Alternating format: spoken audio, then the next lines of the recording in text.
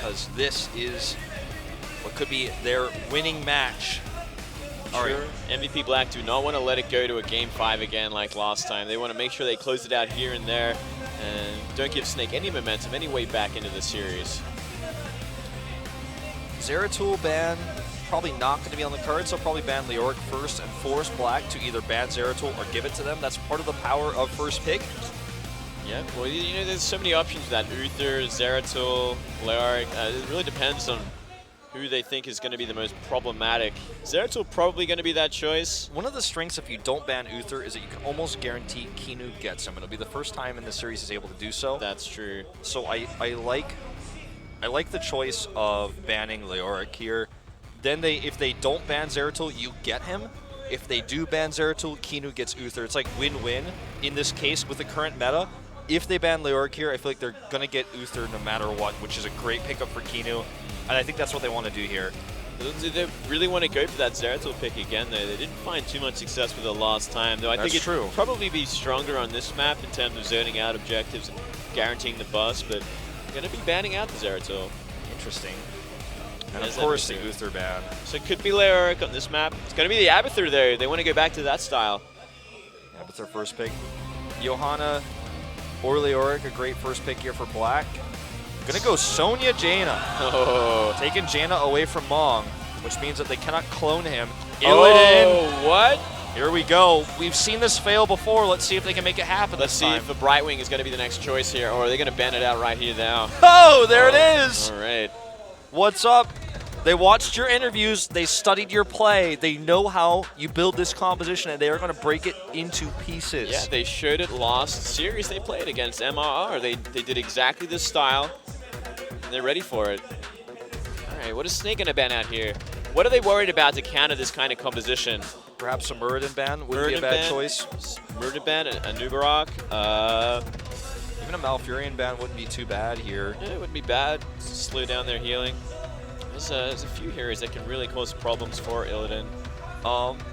Yeah, you know, just to think about it, what's missing for Black is obviously they still have a healer, but if they ban a healer, it'll take it away from them as well. Those Illidan's win rate is pretty poor so far, and they are going to ban Malfurion. All right, so it's limiting them to a pretty basic healer. Must be Rhaegar at this point. Yeah, if Malfurion does get an Entangled Roots off on Illidan, that can also be pretty scary, so something else to keep in mind. Sure, there's extras disables there. Rhaegar's slowing totem can also do decent work against Illidan, slow down his advancement. Yeah. Let's see. What does Black want to go from here? They have great ideas about how to deal with this composition, but they've been limited. In a way. We could see just another tank come out here. Kharazim again is going to be the choice for now. They're forcing Snake into Rhaegar at this point. Yeah, they are. I mean, with even a Brightwing pick here, Rhaegar has to be the choice. I don't think we're going to see Tyrande. I like this too because, you know, 7-sided strike's going to be a lot more powerful against a 4-hero composition. Exactly. Abathur will be somewhere else in the map. That's a very good point. Notice that Kharazim has a pretty high win rate, all things considered. He's a very new hero. I think that's all thanks to Black as well there. They just pick him up so many times. They've won a lot with him. All right, what is going to be their second tank? I think that's definitely who they want to grab here. Tyrael, I don't think a good choice at this point in time. A Nubarak wouldn't be bad, but the Butcher, we forgot about him. He wasn't banned out. They're like laughing at this like, you let us have the Butcher. So much damage here now. It's going to create a lot of problems for Illidan. Yeah, he can 1v1 Illidan easy peasy, and he can also slow him, stun him, cause a lot of issues. Now, it's going to come down to like, what does Black want for their main tank? The one that takes all the hits is Arthas, is Muradin, Nubarak. They have a lot of options here. None of them the highest of tiers, but still powerful. They also have Leoric, sorry. So Leoric's still on the map. Yeah, Leoric is still available. Like, oh, by the way, Leoric's still there. A Nubarak, in this case, I don't think would be terrible, though. Rhaegar first, just to give them more bonus pool time. They should have a ranged DPS for this final pick, right? They need something else, a little something to help Illidan out here and killing off some of those heroes. Kael'thas instead of Jaina seems a bit risky with the Butcher against you, and as well as Sonya. Yeah, you lack escapes with that Kael'thas pick. Maybe as Vala, sorry. If they pick Kael also, it means that MVP Black could grab Tyrael as their last pick. Just run, you know, Sonya, Tyrael with the Butcher. Not a bad comp, I would say.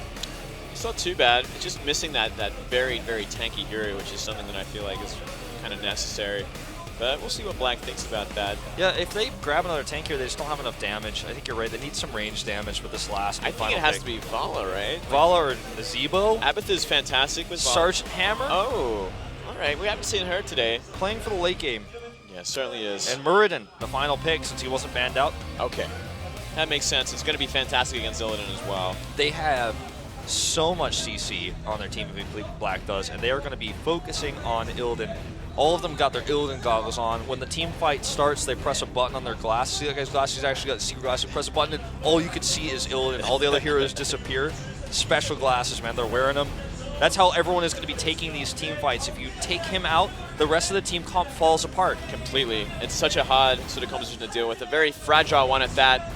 Not to mention that Sergeant Hammer at the back has to be so careful because of that lockdown as well. Yeah, Illidan and Johanna have to peel for Hammer's damage, and it has to be on point. Has to get the range talent, has to get Napalm. All right, guys, let's go into Game 3 on Cursed Hollow.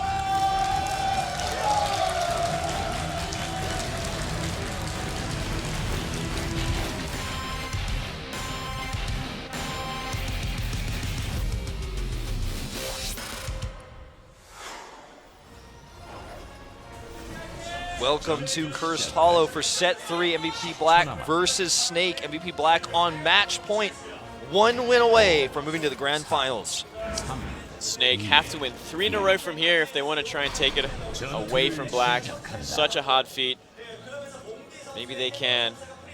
They did it last time. They brought it to game number 5. Couldn't close it out though. All right, everybody very calm here in their level 1s. Sign even checking for that Obford nest very smartly. Tisk checking the bush. The Butcher! He's getting the fresh meat. That's what it says, fresh meat. Nice. It's exciting seeing the Butcher. Just so much damage. And if he gets that good, if he gets that lifesteal off. At pro level play, deaths are very rare in the lane. So as long as he doesn't make a huge mistake, he should be able to secure those. Notice Sergeant Hammer has not yet taken her level 1 talent, so a lot of choices available still. Probably going to see that advanced artillery, but we'll see. Only time will tell. It's a bit interesting. She's hiding it. There it is. Got that range. All right, maybe just waiting to see who she's up against in that lane or getting to take it. We'll see. Mario Man going deep. Yep, just going to trade it out and deny that globe. Try and dominate that lane, especially with the help of Abathur. That should be pretty easy.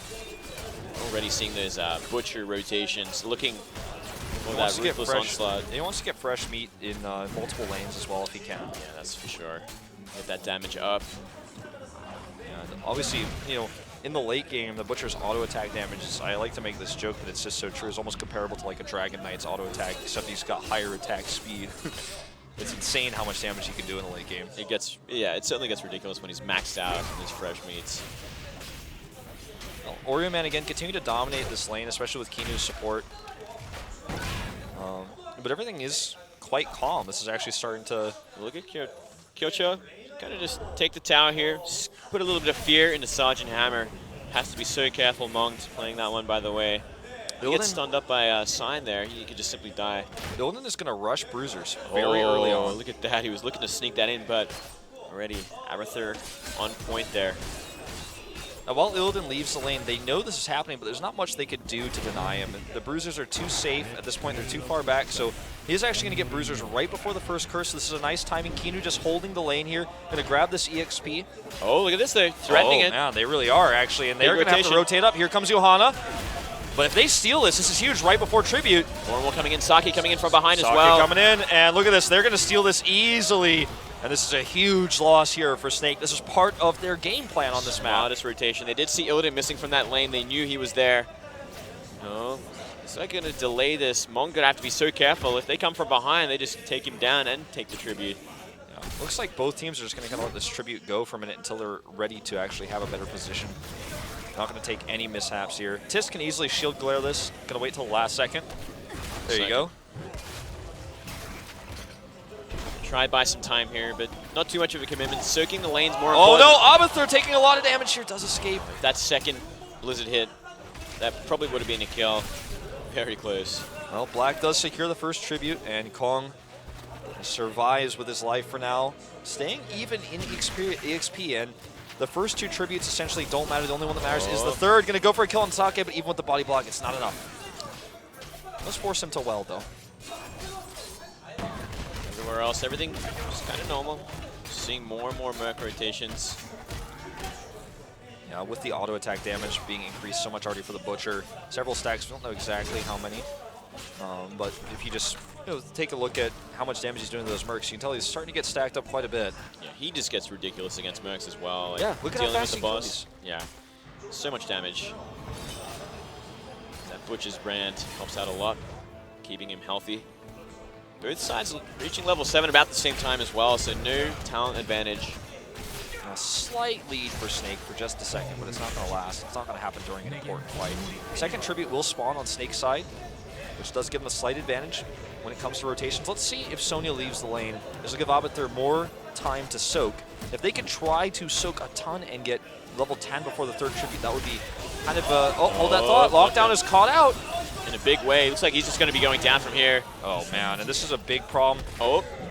He's too safe, though. Hmong too safe here. Sake, though. Oh, they're going to get it. Going to grab the tribute. At the very least, they gave up Sonya's life for that, and a lot of soaking in that top lane. Oh, great condemn there on Merryday, and Sign as well needs to be careful. He has to jump out of there, and no more bullets on these turrets. So actually, you can actually take these out, and that level 10 dream for Snake I was talking about starts to become more and more of a possible reality. Yeah, they're like up half a level at this point. They're still soaking top lane. There's no one up top there, so they're just getting further and further behind, and experience is MVP Black. But let's see what the next move is. It looks like it's going to be Boss. Big move here. Big risk. But I think it could be a big reward as well for them here. Completely undetected right now. They need to rotate over. They need to realize this is happening. This is something that if they don't realize can really come back to bite them. Sonya rotating in that direction. Johanna's coming down, but they're very slow to this. They're too late. They scattered it as well with that Abathur. Okay, they need to come in. Hmong needs a good play here. It's too slow. It's too late. And actually now Hmong might get caught. He's slowed. Abathur jumps on him. The symbiote is not enough, though. Oreo also caught out. Here comes Lockdown from behind. He's going to go right on top of Hmong. And down he goes. Meanwhile, Tist is also in trouble. He gets stunned. And this is a big, big problem going into tribute. The boss is going to push the lane. And they're actually going to be able to catch up in EXP. Sign going super deep. Yeah, way too deep there. And it's just spilling so much momentum from this. One bad team fight at that point gives them the boss, gives them the bottom fort, and it's going to give them Curse at this rate.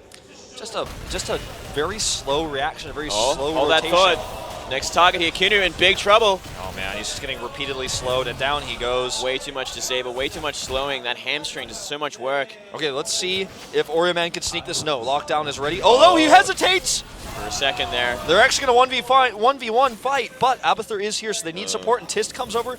It looks like Snake is going to deny the tribute for now, and they will grab level 10 shortly. So even though the boss did kill a fort and continues to push, this could have been even worse. Could have been a lot worse. Yeah, if they actually got the curse as well, it just is unending, and they'd be up 2-3 levels at this point. Still, their MVP in a commanding lead, having some great fights already, taking that first boss. I feel like I'm just getting so excited moving. I feel like part of this decision-making comes down to Kinu saying, listen, I want you to go to the tribute as soon as it spawns, no matter where it is, go there, because if you can get that while they're pushing in the bot lane, we might be able to stave this off. Now Oreo can come over and grab these bruisers, which will buy them further time to perhaps take a fight at the tribute now that they have their heroics. Nothing out of the ordinary here. Metamorphosis for Illidan. Yeah, just all the standard Napalm Strike. Everything as expected. Water Elemental from Jaina is interesting. Yeah. We haven't seen Ring of Frost once today. 7-side strike, so not going to be going for that palm. Merryday taking a bit of damage. Got to be careful not to get caught out. Again. Any picks, and even having to well before this tribute spawns is going to be a problem. It's a disaster. And look at this. It looks like they're going to be trading forts here. Yeah, well, they might be trading more than that if Merryday is not careful. Yeah, getting caught out again and again. But down goes the fort up top, and the mid one not far behind. It's a really strong push behind this mid fort, though. So I actually like this. I think this is a better trade for Snake because this push is going to continue as they rotate down now towards the tribute. Sonya and the Butcher, as well as Jaina, very out of position. It looks like Snake might be able to tie up this tribute. Let's see. Ariman actually looking for them as they rotate down as well. Not going to happen. They're going to be cleaning up. But Snake has to defend this or take this. They cannot let MVP cap this and trigger that curse. Okay, here comes the rotation. They're all coming from the same direction, which is down a choke point, which is somewhat worrisome into this composition. Oreo and Tisk going to try to zone this out, but it's not going to work. Tist and Oreo Man again up in the fight while Mong does damage from behind. There's a 7-side strike. Oreo Man does get Ancestral. No, and Kinu actually misses it. He misses it in a big way. Horrible, horrible Ancestral there. Could have really changed that fight for Illidan. He just misclicked it onto himself. A Huge simple mechanical mistake, and now 3 deaths to none. The Oh my curse is God. live. That's insane. Kinu, he made the game-ending mistake possibly there. They're going to be pushing down a keep here. They're going to start really going deep, trying to get to that core ASAP. When we went into our very first draft, I said, I feel like Kinu's worst support is definitely his Rhaegar. It's the one he plays the least, the one he's the worst at. He misclicked it in a big way. And now they're going to be giving up a keep for it, or they're going to try team fight. But if they lose this team fight, they could just lose the core. They could lose the core. Oreo Man already taking a lot of damage here from Lockdown. Tist up at the front, trying to condemn, trying to zone. Kinu just healing. As soon as his Qs go up, he just drops them down. Well, this keep will absolutely fall. Now they can rotate into mid. Looks like Oreo Man is trying to find something in the mid lane. He's actually going off a bit rogue in the mid lane to push that down so this doesn't happen. I think he's just trying to even up the experience as well. But look at this. Uh-oh. Tis might be going down from this. Oh! Getting solo. Uses his trait to escape, and there's the stun and the shield glare to save him, but he used his heroic for that. That's a long cooldown, 55 seconds left. And I think they're going to be giving up that middle fort as well if MVP decides to rotate to it. Or they could simply go for a boss still. They mana up. I think their boss is about to spawn. We don't have the timer up on screen, and I can't check it myself, but I'm guessing because they just backed for mana that they are rotating down towards it. At Look least at the that. Bruiser camp, for sure, is going to be starting things off here. It's going to really give them away where they are, but probably a safe bet for Snake to figure out. They are equal in terms of talents once again, so Snake can go for a fair fight.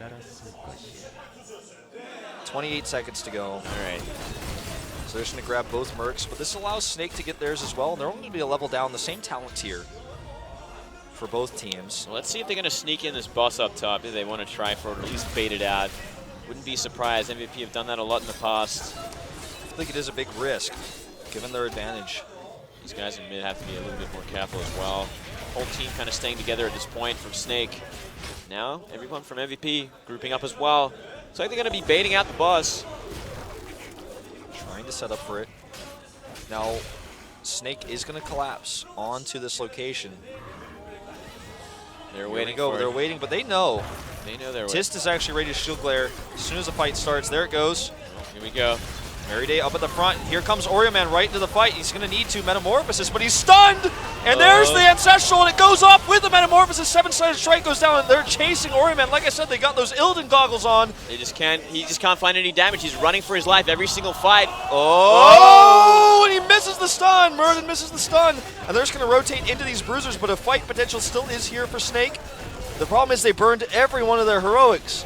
They did indeed. Still, they're going to take a pretty good fight. They're still healing up Snake, and now they've got to deal with these Mercs pushing. I don't think they have enough time to go for that boss there. During all of this, though, the top push is going on with those Siege Giants, and they're actually going to have to rotate down to that as well, which will give another opportunity for MVP to rotate down and get the tribute. Snake is very lucky that look this at spawns this. to the south. Are they actually going to try for the boss this time? They're actually going to try for it while that tribute spawns. They know that everyone's out of position from Snake. This is a horrible place, but Oreo Man checks. Oreo Man checks, but there's nothing they can do about it. It's too late. It's nearly dead. Way too late here. Again, the second time that their fear of these Merc takes is actually coming back to bite them.